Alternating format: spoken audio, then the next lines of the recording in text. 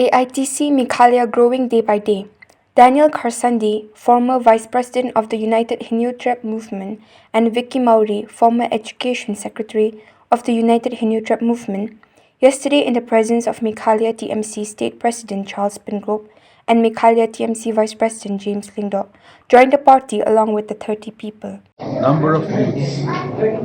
who are from different social organizations have come to join with us to work together and to bring a change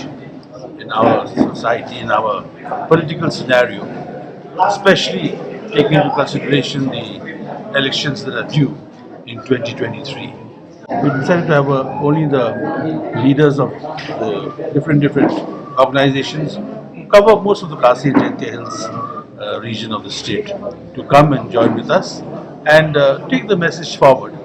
that we want to be the change and they are willing to partner with us in our endeavor to do so.